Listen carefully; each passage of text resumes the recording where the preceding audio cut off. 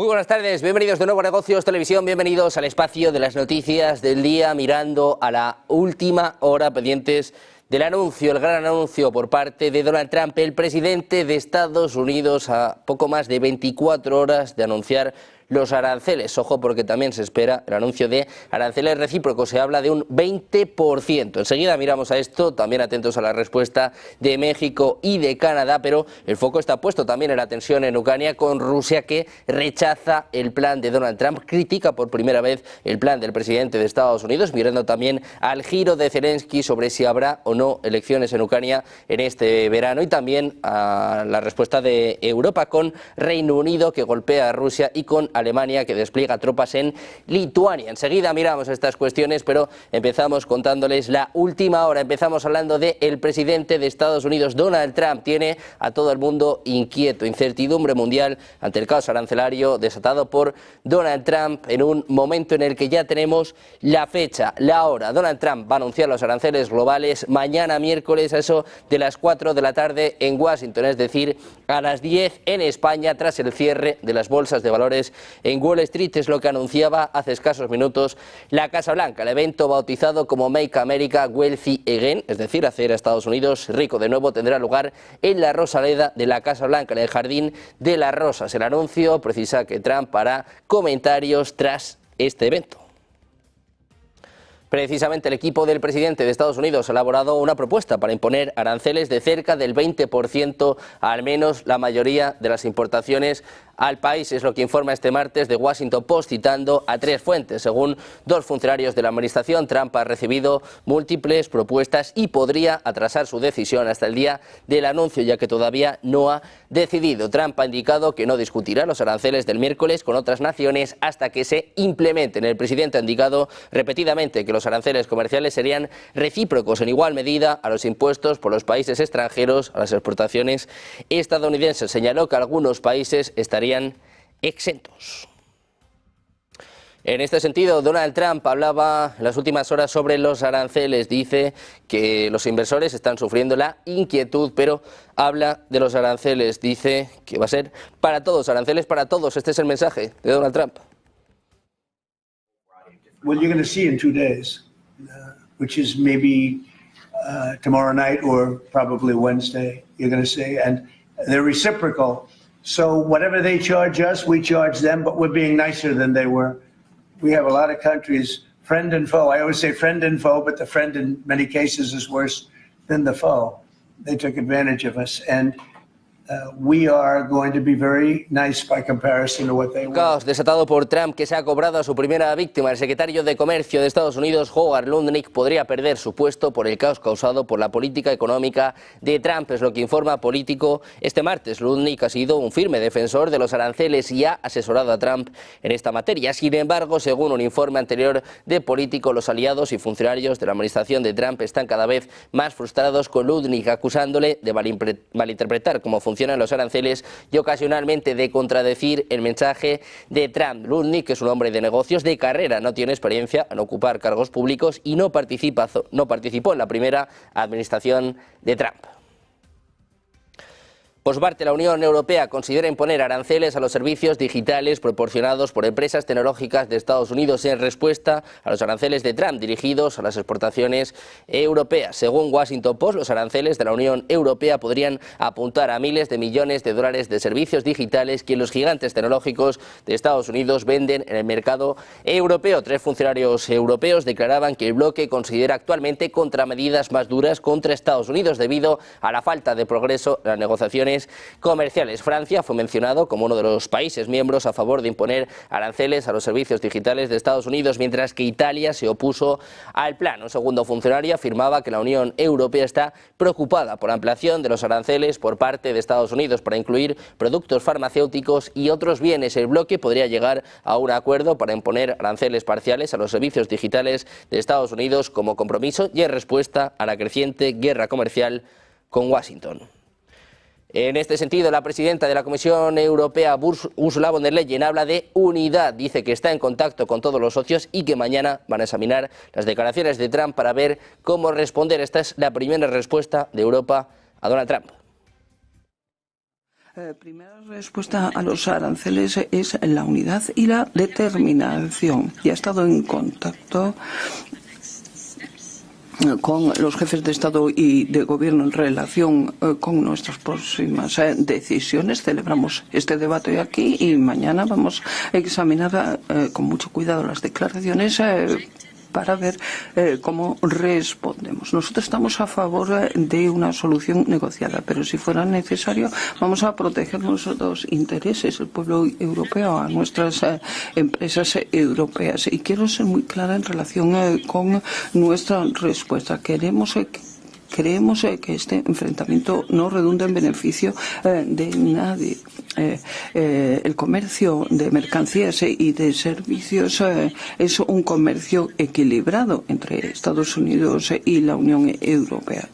Desde luego que vamos a hablar de la balanza de comercio hablando de mercancías. Desde la respuesta europea el foco está puesto en los países vecinos de Estados Unidos. Empezamos por México, con la presidenta mexicana Claudia Sheinbaum a la espera de los aranceles de Donald Trump. Dice que la respuesta de México va a llegar el 3 de abril. Esta es la respuesta de Sheinbaum a Donald Trump. Dice que no quiere un conflicto con Estados Unidos. Un conflicto con Estados Unidos, sino es el fortalecimiento de nuestra economía. Entonces, en ese sentido va nuestra propuesta al pueblo de México el 3 de abril, 4 de abril, y vamos a esperar pues cuál es exactamente la posición que toma el gobierno de los Estados Unidos el 2 de abril. Entonces, que sepan que sí estamos preparados, nos reunimos 2, 3 veces a la semana con el equipo para fortalecer pues las distintas medidas. Lo que queremos pues es proteger al pueblo de México y al empleo, esencialmente. Y hay plan y vamos a esperar a ver cuál es la propuesta. También miramos a Canadá. El primer ministro canadiense Carney reiteraba este martes que Estados Unidos debería introducir nuevos aranceles a los productos procedentes de ese país mañana y Ottawa responderá, decía Carney. Seremos muy cautelosos con las medidas que tomemos para defender a Canadá. Implementaremos medidas de represalia si se toman medidas adicionales contra Canadá. Este miércoles decía que los productores y trabajadores canadienses no estarán en desventaja con respecto a los trabajadores de Estados Unidos. Este es el mensaje de Carney para Trump. We, of course, will be looking with interest what is announced tomorrow. As I also mentioned to the President, and was very clear, we will respond to additional measures. So we will put in place retaliatory measures if there are additional measures put against Canada tomorrow.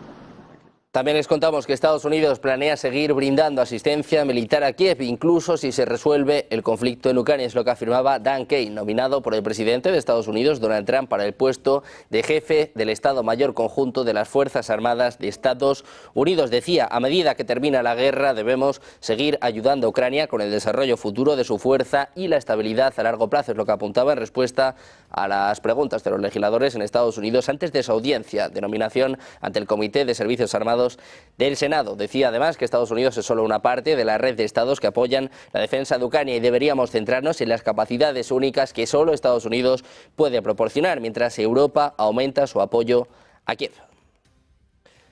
En Estados Unidos les contamos además que el Washington Post ha publicado un memorando secreto del Pentágono que pide al ejército estadounidense impedir la toma de Taiwán por parte de China y reforzar la seguridad asumiendo riesgos en Europa y otras partes del mundo. El documento firmado por Pete Hegseth se distribuyó por el Departamento en marzo. Muchos de sus pasajes se marcaron como secreto. No se permite el acceso a extranjeros. Conocido como Guía Estratégica Provisional de Defensa Nacional, el memorando describe la posible invasión de Taiwán como el único escenario que debe priorizarse sobre otros peligros potenciales. Tanto Trump como Biden han calificado a China como la mayor amenaza, pero este documento evidencia el principal temor de Estados Unidos más allá de su defensa nacional. Precisamente mirando a Estados Unidos, mirando a Donald Trump, les contamos que Rusia ha criticado por primera vez el plan de paz para Ucrania del presidente de Estados Unidos, Donald Trump. Ha advertido que a día de hoy no puede aceptarlo, ya que no incluye las principales preocupaciones rusas. Decía, nos tomamos muy en serio los modelos y soluciones propuestos por los americanos, pero tampoco podemos aceptar todo eso tal y como está. Es lo que apunta Sergei Ryabkov, viceministro de Exteriores, en declaraciones a la revista Vida Nacional. Ryabkov ha subrayado que a día de hoy todo lo que existe es un intento de encontrar algún tipo de plan que permita primero lograr un cese del fuego, tal y como imaginan los estadounidenses. Entonces, decía, ya pasaremos a otro tipo de modelos y planes en los que, por lo que podemos juzgar, hoy no hay lugar para nuestra principal demanda, que es la solución de los problemas vinculados con las causas originales del conflicto. Esto es algo que falta por completo y es algo que hay que superar. El propio Ryabkov, además, también ha lamentado que Moscú no haya escuchado de boca de Trump señales a Kiev sobre un fin de la guerra. También les contamos que Rusia ha transmitido información a Estados Unidos, así como a la ONU y a la OSCE, sobre cómo Ucrania está violando la moratoria sobre los ataques a las instalaciones energéticas. Es lo que apuntaba a los periodistas Sergei Ryabkov. Decía que ha remitido la lista de violaciones que Andrei Belousov citó en la reunión del Consejo de Seguridad al asesor de Seguridad Nacional de Estados Unidos, Mike Waltz. Dice además que le ha remitido a Marco Rubio, el secretario de Estado de Estados Unidos, y a sus representantes en la ONU y la OSCE esta lista para que puedan demostrar con hechos concretos el valor de la palabra actual del gobierno de Ucrania, si es que se le puede llamar gobierno. Este es el mensaje de Sergei Ryabkov. Rusia pasa una lista a Estados Unidos, a la ONU y a la OSCE sobre las violaciones de la tregua energética por parte de Ucrania. No, voy a contar. Miramos a China, les contamos que el líder chino Xi Jinping va a visitar Moscú en mayo, va a participar en las celebraciones del Día de la Victoria en el marco de una visita amplia. Es lo que declara este martes el presidente de Rusia, Vladimir Putin. Hizo esta declaración durante una reunión con el ministro de Exteriores, Wang Yi, en Moscú. Al principio del encuentro, el presidente ruso pidió a Wang enviar un amistoso saludo. Así indicó que en Rusia esperan su visita en mayo, que va a incluir la participación en las celebraciones del 80 aniversario de la victoria en la Segunda Guerra Mundial. Decía que el presidente de la República Popular China será el invitado principal y además añade que tendrán la oportunidad de hablar tanto del estado actual de las relaciones bilaterales como de la interacción en las plataformas internacionales. También hablamos de Reino Unido. Les contamos que el ministro de Seguridad británico, Dan Jarvis, ha dicho este martes a la Cámara de los Comunes que el gobierno va a colocar a Rusia en el nivel mejorado del esquema de registro de influencia extranjera reservado para potencias o entidades extranjeras cuyas actividades amenazan la seguridad y los intereses de Reino Unido. Dijo además que Irán también será incluido en el plan. Reino Unido tiene la intención de incluir en la lista al gobierno ruso sus fuerzas armadas, sus servicios de inteligencia y sus fuerzas policiales, sus parlamentos y sus poderes judiciales, así como algunos partidos políticos. Según Jarvis, el plan es una herramienta importante para la detección e interrupción de actividades dañinas, ya que requerirá que las personas y entidades involucradas en actividades con las entidades rusas designadas se registren ante el gobierno británico. Hablamos también de Alemania. Les contamos que la Bundeswehr dijo que las tropas alemanas estarán estacionadas a lo largo del flanco oriental de la OTAN en Lituania y que la unidad estará completamente operativa en 2027, lo que marca la primera vez que soldados del país estarán en un despliegue permanente en el extranjero desde la Segunda Guerra Mundial. Decía, tenemos una misión clara, debemos garantizar la protección, la libertad y la seguridad de nuestros aliados lituanos aquí en el flanco oriental de la OTAN. Es lo que apuntaba el general de brigada Christoph Haber, comandante de la brigada alemana en este aliado de la OTAN. Alemania ya había desplegado tropas en Afganistán, pero no de forma permanente. Pendientes de Europa, mirando al gran anuncio por parte de Donald Trump, el mundo pendiente de los aranceles. Vamos a escuchar a la Casa Blanca. Comparece en estos momentos Caroline Leavitt. Vehicle in Lithuania in the early hours of March 25th. Tragically, 3 soldiers were found deceased in Lithuania yesterday, and it pains me to confirm that today, the 4th soldier was also found deceased. The President, the Secretary of Defense, and the entire White House are praying for the victims' friends and family during this unimaginable time. This is another stark reminder of the selfless sacrifice of our brave military men and women who risk their lives around the world every day to keep us safe. God bless them. On another note, at our southern border, there is more massive news. Southwest border crossings in March fell to the lowest level in American history, down 94% from March of last year under President Biden, when 137,000 illegal aliens poured across our wide-open southern border. Thanks to President Trump's leadership, Border Patrol agents are now back to doing the jobs they signed up for, securing the border, rather than serving as travel agents for illegal aliens. The Los Angeles Times captured the Trump effect on the border with a recent article. Their headline read, "California-Mexico border, once overwhelmed, is now nearly empty." With so few migrants coming into the U.S., they wrote, "Shelters that once served migrants have completely closed." Deportations of illegal aliens who threaten the safety of the American people are also continuing at a rapid pace. Over the weekend, the United States military transferred a group of 17 violent criminals from the Tren de Aragua and MS-13 terrorist organizations to El Salvador. And an illegal alien who was released by the Biden administration into our country was just arrested in Georgia and charged with the horrific killing of Camelia Williams, a mother of 5 and grandmother. The suspect has now been indicted on charges of malice murder, felony murder, aggravated assault, rape, aggravated sexual battery, and necrophilia, which, for those who don't know, necrophilia is a sexual obsession with a corpse. This suspect was ordered to be removed in July 2023, but the Biden administration allowed him to stay. This case represents the ruthless murderers, rapists, and pedophiles who Joe Biden and Democrats let into our country over the past 4 years through our southern border. They should have never been here in the first place. Keep this in mind the next time you see Democrats protesting future illegal alien removals from our country.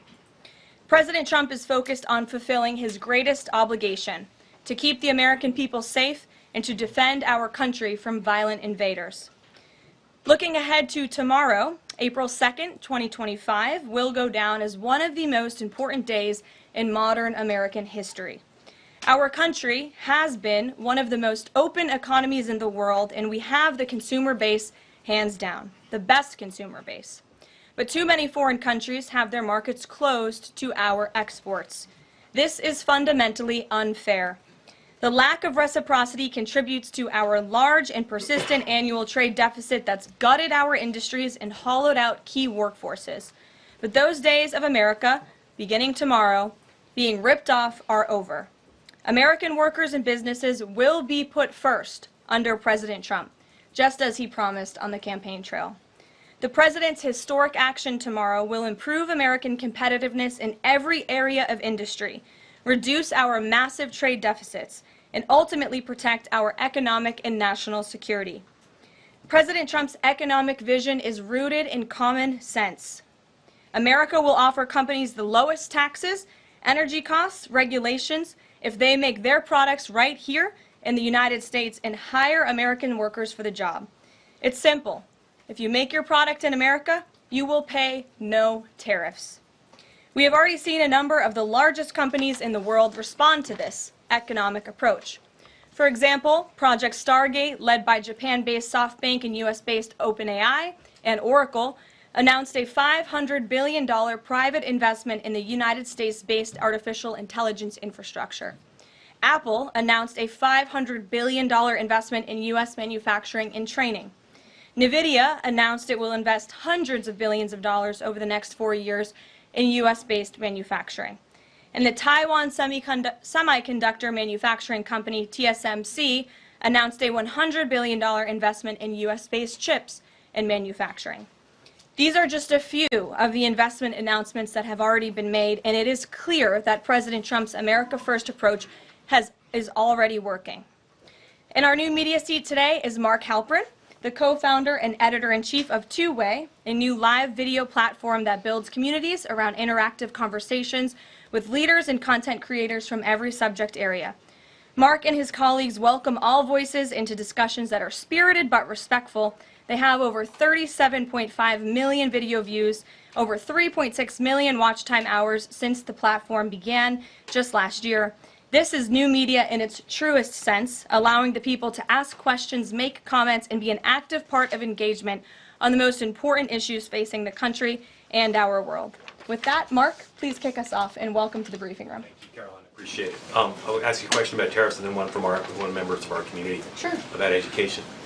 It's perceived by some that companies or countries, if they change their policies either before tomorrow or after tomorrow, can have the president alter what he's planning for that country or that sector. Is that a possibility? And if so, what factors the president consider in making those changes? Well, the ultimate change for these companies and these countries, Mark, will happen when they decide to do business in the United States of America. And as I just laid out, they will face no tariffs at all if these companies choose to invest here in the United States and to move their production and their manufacturing here to the United States as well. As for tomorrow, the president will be addressing the decades of unfair trade practices that have ripped our country off and American workers off. It has hollowed out our middle class, it has destroyed our heartland, and the president is focused on reshifting our global economy to ensure that America is once again the manufacturing superpower of the world. So if they do something today or later in the week that's a pledge for future activity, would that be good enough potentially to alter the policy? Again, the president has been looking at the very unfair trade practices of the past.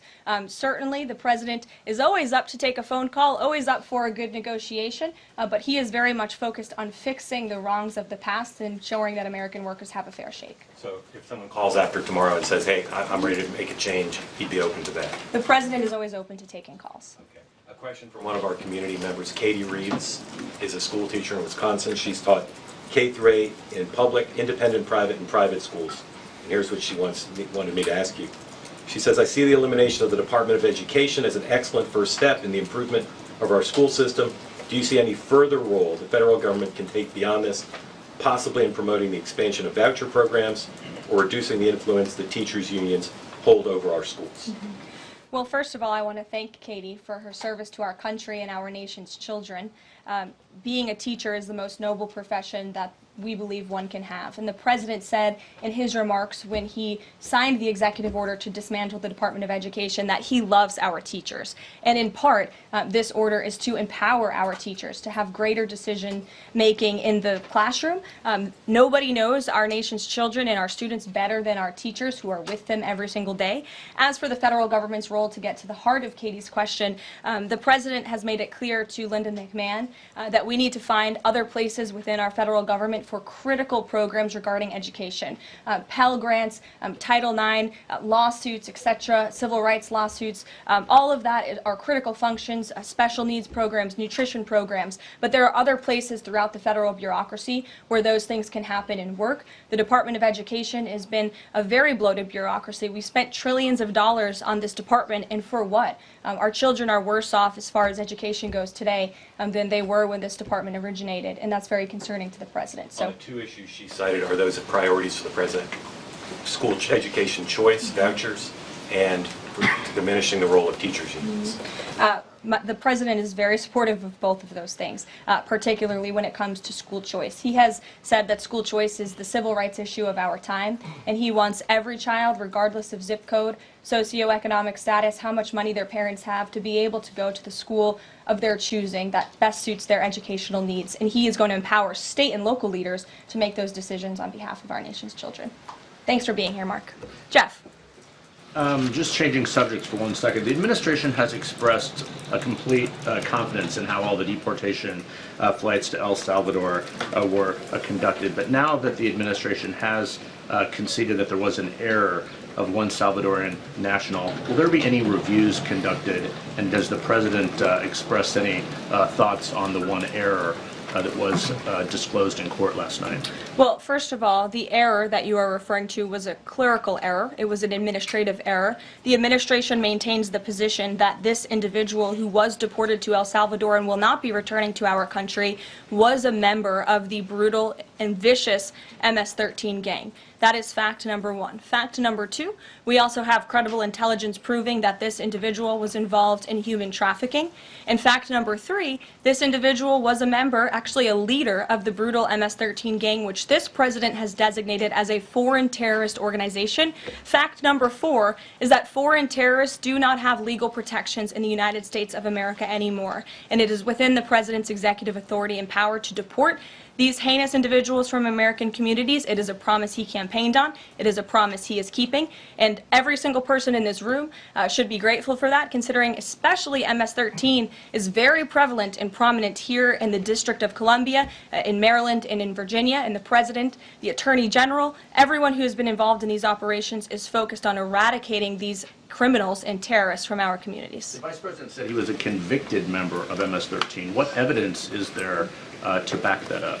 There's a lot of evidence, and the Department of Homeland Security and ICE have that evidence, and I saw it this morning. Steve. Has the President fully made up his mind on the level of tariffs to impose tomorrow? We keep hearing about a 20% flat rate. The President said last night he has made a decision and a determination. I was with him in the Oval Office earlier, and he is going to announce that decision tomorrow. I don't want to get ahead of the President. This is obviously a very big day. He's with his trade and tariff team right now, perfecting it to make sure this is a perfect deal for the American people and the American worker, and you will all find out in about 24 hours from now. And are the car tariffs going to go into effect on April 3rd as scheduled? Correct. Yes, they will. Okay. And last thing, would you like to respond to the Chinese military drills around Taiwan? Yes, I would. As a matter of fact, the National Security Council briefed me on this morning, and they said that the President is emphasizing the importance of maintaining peace in the Taiwan Strait, encouraging the peaceful resolution of these cross-strait issues, reiterating our opposition to any unilateral attempts to change the status quo by force or coercion. That is directly from the National Security Advisor. Just for you, Steve Holland of Reuters. Monica. Thank you so much, Caroline. Elon Musk this week revealed that Doge found that the Biden administration issued over 2 million Social Security numbers to illegal aliens, found 20 million dead people marked as alive in the Social Security system. Has the White House confirmed these numbers with Elon, and is the White House looking into correcting this? I'm not sure about those specific numbers that Mr. Musk cited. I can tell you what the Social Security Administration has said themselves, according to an Inspector General's report that was conducted last year, showing there was nearly $80 billion worth of fraud in this program. We know for a fact there are individuals who should not be receiving benefits on the Social Security rolls, and this administration is focused on cleaning out the waste, fraud, and abuse in every agency, but particularly in Social Security, to make it stronger for our tax-paying, law-abiding citizens who deserve these entitlements and programs. Because you did bring up Doge, I do want to tout the incredible efforts that have been made at the Environmental Protection Agency, and Administrator Lee Zeldin is just doing a tremendous job. Just yesterday and today it will be going into effect. He announced that taxpayers will be saved $8 million in annual lease costs by moving staff out of the 323,000 square feet of space that the EPA currently occupies, which is completely unnecessary. Yesterday, Administrator Zeldin also announced he will be shutting down a museum that the Biden administration built to tell a selective story about the EPA's history and climate change. It was a real pat on the back to President Biden. And guess how much American taxpayers paid for it? $4 million for this museum that I think only 1,000 visitors saw last year alone, and it will cost American taxpayers $600,000 per year to operate this museum. Well, it's not going to exist anymore. We're going to save taxpayers those critical funds, and Administrator Zeldin is very proud to announce that. And just at EPA alone, and the cuts that they have made, they've saved taxpayers more than $22 billion in wasteful grants and spending. Peter. Thank you, Caroline. When the president goes down to Florida on the weekends, does he ever hear from, there are so many retired folks down in Florida, does he ever hear from any retired Americans who are stressed about these wild swings in the stock market because of the tariff uncertainty, and they're sitting there on fixed income or living off a 401k, and they don't know how much money's going to be left?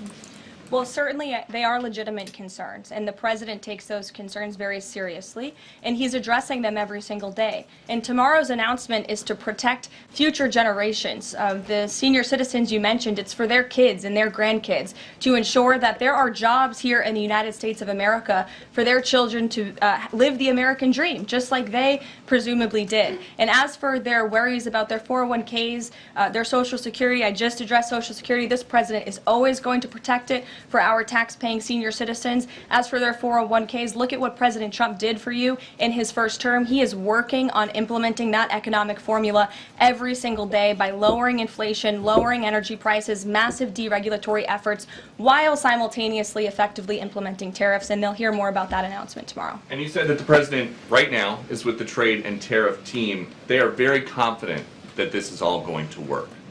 But what if they're wrong? They're not going to be wrong. It is going to work. And the president has a brilliant team of advisors who have been studying these issues for decades. And we are focused on restoring the golden age of America and making America a manufacturing superpower. And again, Peter, I would point you to the investments that have already trickled into this country. And the president hasn't even made his tariff announcement yet tomorrow. There have been billions of dollars in private investments from around the world pouring into American communities. What does that look like for those watching at home, for the people you mentioned worried about their own economic circumstances? It means more jobs in your communities, which means more money, more investments, more money in your pocket. That's what the president is committed to. And I would be remiss if I didn't mention the president's commitment to tax cuts, which we are counting on Congress to do, especially on Social Security. And one more. Sure. Are the special elections today a referendum on the president? I think first of all, as you know, I'm a government employee now, so I'm not very much allowed to comment on elections that are taking place. That's something to get used to, having just been on the campaign trail for quite some time. But the president is the leader of the America First movement and the MAGA movement. And that was made very clear on November the 5th when he received nearly 80 million votes. I could also say that it is the constitutional right of every law-abiding American in these places where these elections are being held to vote, and every American should exercise their constitutional rights. Sure. Thanks, Carolyn. A few questions about this deportation case. First, I wanted to clarify something that you said to Jeff a few minutes ago. You said you'd seen evidence that this man was a convicted gang member. In what court was he convicted and for what? This individual was an MS-13 ringleader. This individual was also engaged in human trafficking. And I'm glad you brought up this point again, because I would like to point out that if you just saw the headline from the insane, failing Atlantic magazine this morning, you would think this individual was Father of the Year, living in Maryland, living a peaceful life, when that couldn't be further from the truth. They didn't even mention in the title of that article, or even in the first paragraph, that this individual is an illegal criminal who broke our nation's immigration laws. He is a leader in the brutal MS-13 gang, and he is involved in human trafficking, and now MS-13 is a designated foreign terrorist organization. Foreign terrorists have no legal protections in the United States of America, and this administration is going to continue to deport foreign terrorists and illegal criminals from our nation's interior. But a judge ordered that he should remain in this country. So are you saying that it is okay to ignore a judge's ruling if you don't like it? Who does that judge work for? He's an immigration It was an judge. immigration judge who works for the Department of Justice at the direction of the Attorney General of the United States, whose name is Pam Bondi, who has committed to eradicating MS-13 from our nation's interior. And let me tell you why we've made this commitment. MS-13, may I remind each and every one of you, is a brutal and vicious gang. They raped and strangled a 20-year-old autistic woman to death in Maryland. They hacked 4 people to death with machetes in a park on Long Island. They have kidnapped, sexually tortured, and shot a teenage girl in Texas after she insulted them, allegedly. Killed and mutilated a 17-year-old girl in Virginia, stabbing him 16 times and cutting off his hands. They beheaded and cut out the heart of a man in Washington, D.C., They raped and murdered a 13-year-old girl in California. They sex trafficked a slew of young girls, including one who was just 12 years old. Raped an 11-year-old girl in Brooklyn while her brother was in the room. Sex trafficked a 13-year-old in Maryland and Virginia, miles away from this White House, even beating her 26 times on her backside with a baseball bat. Pressured homeless New Yorkers to undergo unnecessary surgeries such as spinal fusion in order to bolster their fraudulent lawsuits. These are vicious criminals. This is a vicious gang. And I wish that the media would spend just a second of the same time you have spent trying to litigate each and every individual of this gang who has been deported from our country as the innocent Americans whose lives have been lost at the hands of these brutal criminals. We maintain our position, and very strongly so. Jennifer. One more on the tariffs. Can you say what the latest thinking is on the start date? I know you were just in the Oval. Are they all going to take effect this week on the reciprocal tariffs? And whenever they start, is that enough time for companies and everyone involved to adjust to that start date? My understanding is that the tariff announcement will come tomorrow. They will be effective immediately. And the president has been teasing this for quite some time, as you know. He's talked a lot about April 2nd as Liberation Day in America. It would be taking place today if not for April Fool's Day. But tomorrow will be the day, and he's been talking about it for a while. And as a result, you've seen these companies make commitments to investing right here in the United States. Jasmine. Thank you so much. I wonder, back on tariffs, what, if any, market indicators is the White House looking for to see if this tariffs plan is successful down the line? Well, look, the president has been asked and answered this question about the stock market and whether he's watching it. And I've said, and he has said, the market is a snapshot in time. Yesterday, Dow futures were up. And there's been a lot of talk about the market, and it was up yesterday. So, look, the president wants to ensure that all Americans make out well, particularly Main Street. That's the focus of these tariffs. But as I've said repeatedly, just like they were in his first term, Wall Street will be just fine. Shelby. Thanks. A bipartisan pair of senators sent a letter to the president today arguing that the recent strikes in Yemen are emboldening the Houthis and saying that Congress has not authorized war against them. Is the administration planning to consult with Congress at some point or going forward regarding the strikes, and any response on the letter? Well, I would absolutely reject Congress's claims. Who made those claims in Congress? Senator Jeff Merkley and Rand Paul. Okay, well, I would absolutely reject those claims. These Houthi strikes have been incredibly successful. Last time I was at this podium, there were more than 100 successful strikes.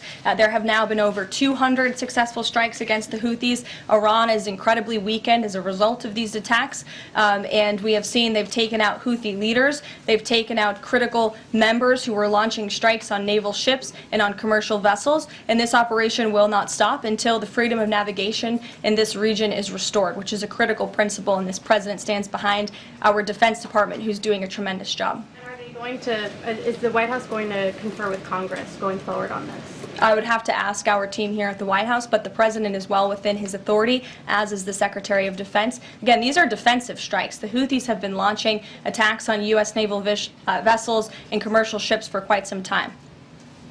Go ahead. Caroline, Yeah. The pause on the Canadian and Mexican tariffs, the fentanyl tariffs, that's set to expire tomorrow. Is the president considering extending that pause? Look, I will let the president speak on the specifics of the tariffs tomorrow. But as for fentanyl, we have seen this has certainly caused a national security crisis here in the United States. Fentanyl continues to be the #1 killer of young people in this country, and the president is very much focused on that. Deanna. Thank you, Caroline. The president recently signed an executive order on making D.C. safe and beautiful. On the campaign trail, he talked about making New York great again. Does he have any plans on establishing a similar task force? Has he been pressuring Governor Hochul in any way in his conversations about New York and lowering crime? Well, he has been in correspondence with Governor Hochul quite a bit on the issue of crime, also on the issue of congestion pricing, and so many other issues that are facing New Yorkers. And he wants New York to clean up their streets just as he does here in Washington, D.C. He also speaks to Mayor Adams as well. So he's engaged with state and local leaders across the entire country to ensure they're doing their part to help American citizens in each and every state, regardless of if it's a red state or a blue state. A question on Russia. Yesterday, the Russian government said that their new goal is 160,000 conscripts for the war.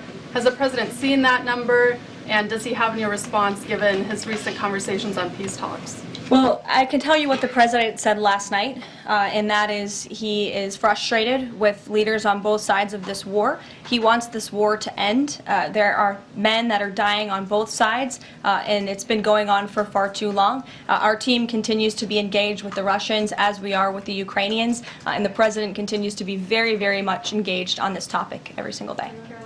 Caroline. Sure. Caroline, Sure.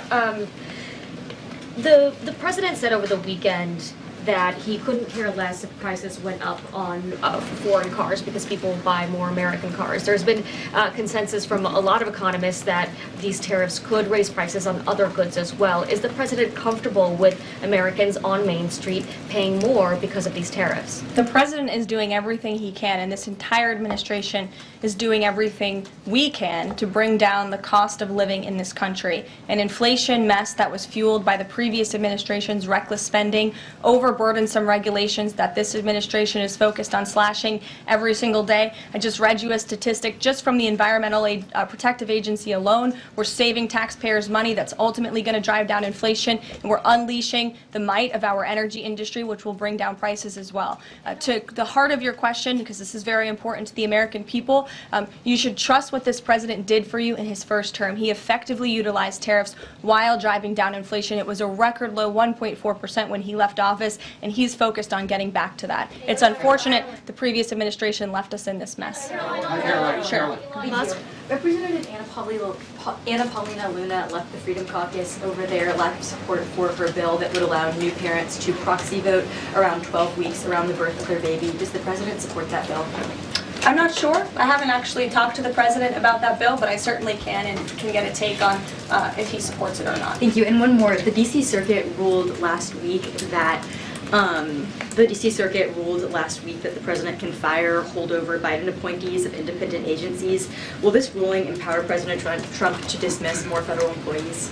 Well, the president has given the responsibility to his cabinet secretaries to hire and fire at their respective agencies, and they reserve that right. You saw the Secretary of Health and Human Services announced more layoffs today. This is all part of the administration's effort for a mass reduction in force in the federal bureaucracy here in Washington, D.C. to save American taxpayers money. As for agencies within the president's executive authority, the president retains that right. And we've seen there have been bureaucrats at some of these agencies that have been trying to act independent. They need to remember who they work for. It's the executive of the executive branch. You look at the United States Institute of Peace, for example. There was a little bit of a standoff with bureaucrats over there who didn't want to realize who they work for, and that is Donald Trump. And President Trump is focused on streamlining these agencies to save American taxpayers money, and he has every right to do that. Caroline. Sure. Go ahead. Thanks, Caroline. Yeah. In Gaza, the bodies of 15 rescuers have been found in their sort of ambulances where they were apparently killed by Israeli forces. Just wondering if the White House is going to be calling on Israel to investigate that and to try and avoid similar casualties involving rescue workers in future. Well, as for the specific situation you just mentioned, I'll talk to the president about it and our national security team. What I can tell you is what I've spoken with the president on. He very much remains committed to backing Israel, and it was only because of this president and his team's leadership that we had a temporary ceasefire in Gaza, that we were able to bring many hostages home. And the president made it very clear to Hamas, you get the hostages out, all of them, or there will be hell to pay. And Hamas is certainly witnessing what it feels like for all hell to be paid, and the president supports Israel's right to defend itself. Any progress at all on a ceasefire at the moment, as far as the president's concerned? The president and his team continue to be engaged on this every single day. Sure. Go ahead, So I'm just wondering, related to that, if you have an approximate date for the president's first foreign trip. I think there was a little confusion yesterday about what month he was talking about. And then will he need a ceasefire to be in place or closer, either in Gaza or in Ukraine, before that takes place? The president will be heading to Saudi Arabia in May. As for specific dates and details, we will be reading those out to you as soon as we possibly can. I know our teams are working on the details of that trip. And then again, as for a ceasefire, the president's made it clear that's what he wants to see in Russia and Ukraine, and his team continues to be engaged on it every day. And Kelly. Signal, you said case closed yesterday. Do you, as that case was closed, do you have anything that you can share about what was learned, how this can be avoided in the future, any sort of findings from that investigation? The case is closed, and the president continues to have confidence in his national security advisor. Yes, Kelly. Kelly. Thanks, Caroline. So Sorry, the president has said... Ed, I'll come to you after. The president I'm said, glad you're so eager to ask a question. It's Liberation Day. Yes, it is. Caroline, the president has said foreign countries and companies will eat the cost of tariffs. In his speech on Inauguration Day, he said, quote, instead of taxing our citizens to enrich other countries, will tariff and tax foreign countries to enrich our citizens. Right. So then why did he have to tell the domestic automakers not to raise prices? Well, that was a private conversation that was had. I'm not sure if that comment was made or was not made. But as for what the president said in his Inauguration Day speech, he's absolutely correct. A tariff will be a tax on these foreign nations, these foreign companies, and if they want to be absolved of that tariff, then they can come here to the United States of America to do business, bring their jobs here. Yes. Edward, go ahead. Thank you. So Canadians have been negotiating with the Commerce Secretary over the trade, the tariffs. Bueno, pues pendientes de las declaraciones por parte de la portavoz de la Casa Blanca, Caroline Leavitt, dando más detalles sobre el gran anuncio. El día de la liberación de Estados Unidos decía que los aranceles van a entrar en vigor el día 3. Dice que algunos países han hecho llamadas en las últimas horas y también ha hablado sobre la situación en torno a Ucrania. Vamos a adentrarnos un poco más precisamente en una de las últimas horas que comentaba la portavoz de la Casa Blanca, Caroline Leavitt, ha confirmado la muerte del cuarto soldado estadounidense en Lituania, en la frontera con Bielorrusia. La secretaria de prensa de la Casa Blanca ha confirmado que el cuarto soldado estadounidense de un grupo de 4 que desapareció durante un ejercicio militar en Lituania fue encontrado muerto. Decía el presidente Trump, el secretario de Defensa Pete Hegseth y toda la Casa Blanca oran por los amigos y familiares de las víctimas en estos momentos inimaginables, es lo que declaraba en una conferencia de prensa. Decía que este es otro duro recordatorio de sacrificio desinteresado de sus valientes militares, hombres y mujeres que arriesgan sus vidas en todo el mundo cada día para mantenerles a salvo. Que Dios les bendiga. Es el mensaje por parte de Leavitt. Anteriormente, los 3 miembros de este mismo grupo fueron encontrados como fallecidos. El accidente está siendo investigado todavía. La Casa Blanca anuncia la muerte del cuarto soldado estadounidense precisamente en estos movimientos, en estas maniobras en Lituania. También miramos a las consecuencias de las amenazas arancelarias por parte de Donald Trump. Decía Caroline Leavitt que hay una lista de países que están llamando a la Casa Blanca. Vamos a contarles el primero que se baja de esta puja. Hablamos de Israel. La oficina del primer ministro israelí Benjamin Netanyahu ha anunciado este martes en un comunicado que se van a eliminar todos los aranceles existentes sobre productos importados de Estados Unidos. La decisión entrará en vigor en cuanto el Comité de Finanzas la apruebe y el ministro de Economía e Industria, Nir Barkat, firme la orden. Dice el comunicado que Estados Unidos es el aliado más cercano de Israel y también su socio comercial más importante, es lo que señala la oficina del primer ministro. Detalló que con el Tratado de Libre Comercio entre Estados Unidos e Israel, firmado en 1985, la mayoría de los productos estadounidenses importados ya entraban a Israel libres de aranceles. El último anuncio va a afectar a un número muy limitado de productos, principalmente en el sector agrícola y alimentario. Dice además el comunicado que la reducción de aranceles conducirá a la ampliación del acuerdo comercial entre Israel y Estados Unidos y también al fortalecimiento de las relaciones estratégicas entre ambos países. Precisamente sobre el anuncio de aranceles hablaba hace escasos minutos la portavoz de la Casa Blanca, Caroline Leavitt. Dice que Trump ya ha tomado su decisión. Eso sí, entrarán en vigor el próximo 3 de abril. Este es el mensaje de la Casa Blanca. The president said last night he has made a decision and a determination. I was with him in the Oval Office earlier, and he is going to announce that decision tomorrow. I don't want to get ahead of the president. This is obviously a very big day. He's with his trade and tariff team right now, perfecting it to make sure this is a perfect deal for the American people and the American worker, and you will all find out in about 24 hours from now. And are the car tariffs going to go into effect on April 3rd as scheduled? Correct. Yes, they will. Precisamente en medio de estas amenazas arancelarias por parte de Donald Trump sigue el caos, sigue la incertidumbre en los mercados. Ayer con caídas importantes en Wall Street, una semana de mucha incertidumbre también en los mercados europeos. El anuncio tendrá lugar mañana a eso de las 10 de la noche en España. Por cierto, ya los adelanto, con programación especial en Negocios Televisión. Preguntaban a Caroline Leavitt sobre la situación de los mercados en Estados Unidos, sobre si había miedo, temores en Wall Street. Esta es la respuesta de la Casa Blanca.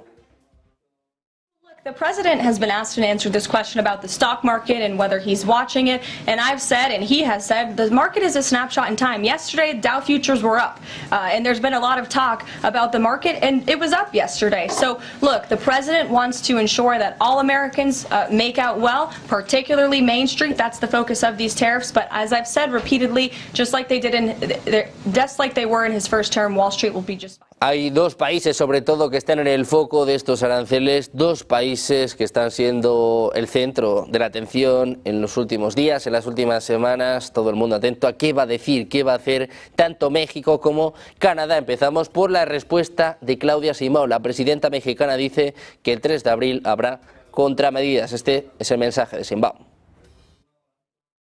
Pero no es un conflicto con Estados Unidos, sino es el fortalecimiento de nuestra economía. Entonces, en ese sentido va nuestra propuesta al pueblo de México el 3 de abril, 4 de abril, y vamos a esperar pues cuál es exactamente la posición que toma el gobierno de los Estados Unidos el 2 de abril. Entonces, que sepan que sí estamos preparados. Nos reunimos 2, 3 veces a la semana con el equipo para fortalecer pues las distintas medidas. Lo que queremos pues es proteger al pueblo de México y al empleo, esencialmente. Y hay plan y vamos a esperar a ver cuál es la propuesta. Sheinbaum, México, que espera la respuesta, espera los aranceles de Donald Trump, mientras que también hay tensión, también hay miedo. En Canadá, el primer ministro canadiense, Carney, habla en el mismo sentido, dice que habrá una respuesta, habrá contramedidas para Estados Unidos si se imponen aranceles adicionales a Canadá. Este es el mensaje de Carney. We, of course, will be looking with interest what is announced tomorrow.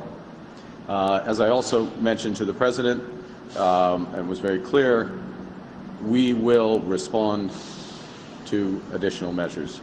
So we will put in place retaliatory measures if there are additional measures put against Canada tomorrow.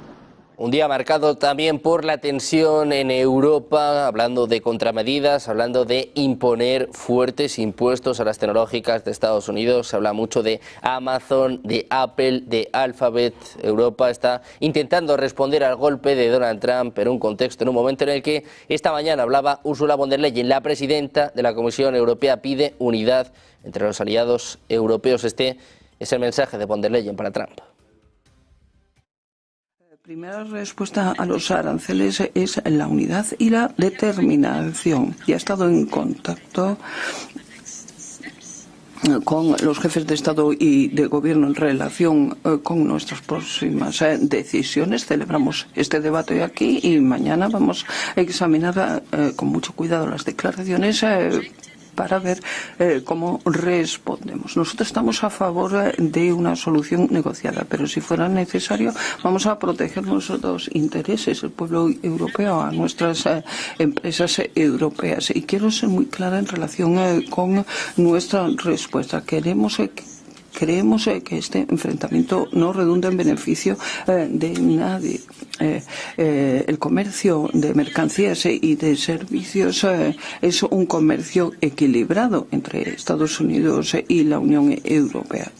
Desde luego que vamos a hablar de la balanza de comercio, hablando de mercancías y hablando de servicios, el más importante de todo el mundo. Y de lo que se trata es de dar con soluciones constructivas, pero al mismo tiempo tenemos que ser muy claros. Como digo, nosotros no hemos empezado esta pugna, este enfrentamiento. No queremos adoptar medidas de retorsión, pero si son necesarias las adoptaremos y las llevaremos.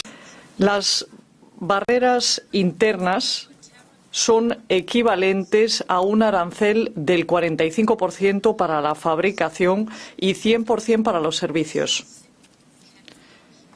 No puede ser. Es algo que tiene que cambiar ya y esa es la razón por la que le he pedido al vicepresidente Sergei que el próximo mes haga propuestas concretas para eliminar la mayoría de estas barreras y evitar que haya nuevas.